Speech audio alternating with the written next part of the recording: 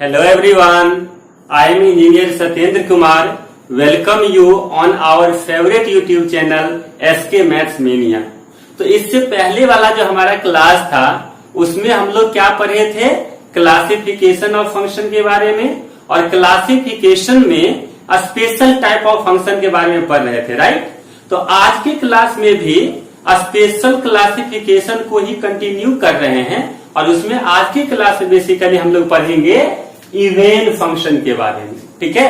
तो सबसे पहले हम ये जानते हैं कि जो हमारा इवेन फंक्शन है वो क्या होता है, उसका डेफिनेशन क्या है, राइट। तो अगर हम इवेन फंक्शन की बात करते हैं तो इवेन फंक्शन क्या होता है, देखिए, a function y equal to F X is said to be even function if F of minus X is equal to F X for all X belongs to R. इसका क्या मतलब है कि अगर हमारे पास कोई भी फंक्शन है y is equal to F X, right, तब आप क्या करिए कि x के प्लेस पे माइनस एक्स पुट कर दीजिए, राइट। और जब x के प्लेस पे आप माइनस एक्स पुट करेंगे तो माइनस एक्स पुट करने के बाद जब उसको आप सॉल्व करेंगे तो सॉल्व करने के बाद जो आपका ओरिजिनल फंक्शन था एज इट इज अगर वही आ जाती है तब हम क्या बोलते हैं कि ये इवेन फंक्शन है, राइट। जैसे एक एग्जांपल देखते हैं। अब जैसे देखिए यहाँ पे एग्जांपल के तौर पे हम ले रहे हैं y is equal to cos X, right. तो अब इसी को हम लोग यहाँ पे क्या लिख सकते हैं, F X is equal to cos X, ठीक है। और अभी मैंने आपको क्या कहा कि x के प्लेस पे आप माइनस एक्स लीजिए। इसका मतलब है यहाँ पे जब x के प्लेस पे माइनस एक्स लेंगे तो ये f ऑफ माइनस एक्स आ जाएगा, राइट। तब राइट साइड में क्या हो जाएगा, जो कॉस ऑफ x है तो x के प्लेस पे माइनस एक्स आ जाएगा, क्लियर है। और हम लोग ट्रिगोनोमेट्री में पढ़े हुए हैं कि cos of minus theta is equal two plus का कॉस थीटा, क्योंकि अगर थीटा को हम माइनस थीटा लिखते हैं और थीटा 0 to 90 डिग्री के बीच में लाई कर रही है तब माइनस थीटा आपका फोर्थ क्वाड्रेंट में लाई करेगा और फोर्थ क्वाड्रेंट में जो कॉस की वैल्यू होती है वो आपका पॉजिटिव होता है, राइट। तो इसीलिए cos of minus theta is plus cos theta. तो यहाँ पे आउटपुट में देखिए क्या आ जाएगा आपका कॉस एक्स, ठीक है। अब यहाँ पे देखिए जो हमारा एफ एक्स था ये भी कॉस एक्स है और यहां से जो एफ ऑफ माइनस एक्स है ये भी कॉस एक्स है ना। इसका क्या मतलब है कि F of minus X equal to F of X, ठीक है। अब यहां पे चाहे आप एक्स का जो मर्जी आप वो वैल्यू रख लीजिए, ठीक है, क्योंकि जो कॉस एक्स है इसका डोमेन क्या होता है, ऑल रियल वैल्यू, राइट। तो ऑल रियल वैल्यू में से एक्स की कोई भी वैल्यू हम यहां पे रखेंगे तो जो कॉस ऑफ माइनस एक्स होगा वो आपका प्लस का कॉस एक्स होगा और यहाँ पे F of minus X is equal to F x.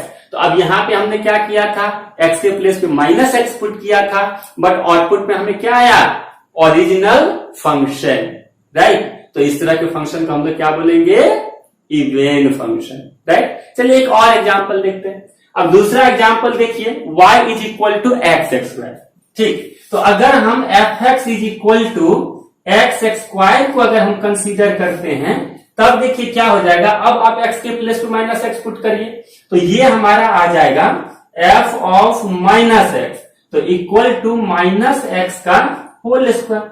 और यहां पे जब स्क्वायर है तो क्या हो जाएगा, minus into minus equal two plus. इसका मतलब है ये हमारा इधर आ जाएगा प्लस का एक्स स्क्वायर, ठीक है। और जो हमारा फंक्शन था वो क्या है, F X is equal to X square. इसका मतलब यहां पर भी क्या आ गया हमारा, F of minus X is equal to F of X, ठीक है। यानी कि F of minus X is equal to F of X.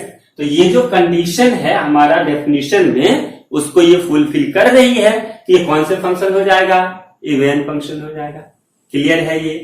तो इवेन फंक्शन में बस इतना ध्यान पे रखना है कि जो फंक्शन हमें दिया गया है उसमें x के प्लेस पे माइनस एक्स रखना है, ठीक है। और माइनस एक्स रखने के बाद जब हम उसको सॉल्व करते हैं तो सॉल्व करने के बाद जो ओरिजिनल फंक्शन है अगर वही हमारा आउटपुट में भी आ जाती है तब हम उसको क्या बोलते हैं, इवेन फंक्शन। और इस दोनों एग्जाम्पल से आपको बिल्कुल क्लियर हो गया होगा, राइट। अब हम बात करते हैं थोड़ा सा जो इवेन फंक्शन होती है उसका ग्राफिकल रिप्रेजेंटेशन का। ठीक है, तो यहां पे हमने जो एग्जांपल लिया था, first example y is equal to cos X and second example y is equal to X square.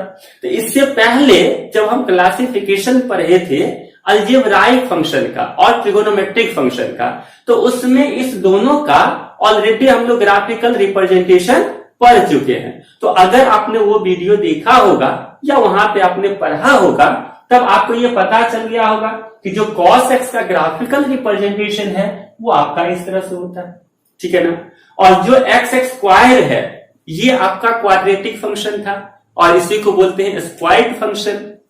तो इसका ग्राफिकल रिप्रेजेंटेशन इस तरह से है, y is equal to X का होल स्क्वायर है, तो जब x का होल स्क्वायर है तो y एक्सिस पे पैराबोला होगा, और ये प्लस में है तो अपवर्ड पैराबोला होगा। ये सब हम लोग पहले पढ़ चुके हैं, राइट। तो यहां पे बेसिकली देखिए, जब ग्राफिकल रिप्रेजेंटेशन कर रहे हैं तो इसका जो ग्राफ होता है वो always symmetrical about y axis होता है। जैसे अगर आप यहां पे देखिए तो ये जो y एक्सिस है, अगर इसको हम मिरर मान लें, है ना, और मिरर में याद रखिएगा हम प्लेन मिरर मानते हैं जिसमें हम अपना चेहरा देखते हैं, राइट। तो आप देखिए अगर इसको मिरर मान लीजिएगा, इसका जो लेफ्ट साइड वाला है एग्जैक्टली वही इमेज आपका राइट साइड नहीं आ रहा है।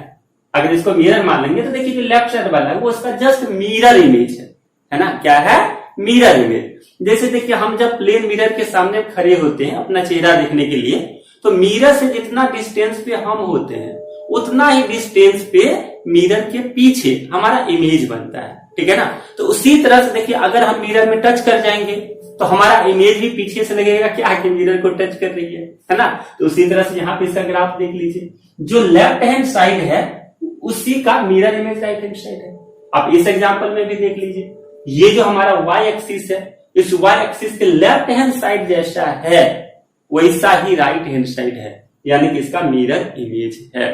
ठीक है, तो ये चीज हमें हमेशा ध्यान पे रखनी है कि जो इवेन फंक्शन होता है उसका graph always symmetrical about y axis होता है। ठीक है, तो जब कभी भी आपको कोई भी फंक्शन दिया गया है और उसका अगर ग्राफिकल रिप्रेजेंटेशन दिया गया है और तब आपको पूछ रहा है कि ये इवेन फंक्शन है या इवेन फंक्शन नहीं है, तब हम लोग क्या करेंगे, उसका सिमेट्रिसिटी चेक कर लेते हैं, और अगर वो सिमेट्रिकल अबाउट y एक्सिस है तो वो कौन से फंक्शन होगा, इवेन फंक्शन होगा। ठीक है, ये चीजें आपको समझ आया। इसीलिए यहां पे मैंने नोट में लिखा है कि graph of even function is always symmetrical about y axis. और सिमेट्रिकल अबाउट y एक्सिस का मतलब क्या होता है, तो left hand side of the graph is mirror image of right hand side of that graph. Clear है।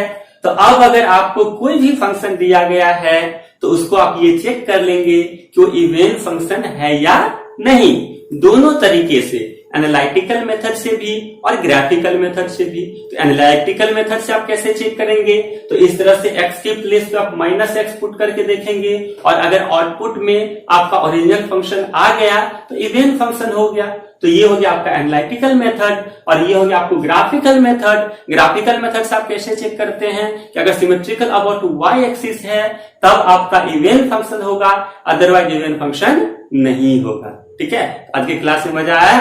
तो आज के क्लास में बस इतना ही, फिर अगला जो क्लासिफिकेशन है वो हम लोग पढ़ेंगे अगले क्लास में। ठीक है, तब तक के लिए बाय, टेक केयर।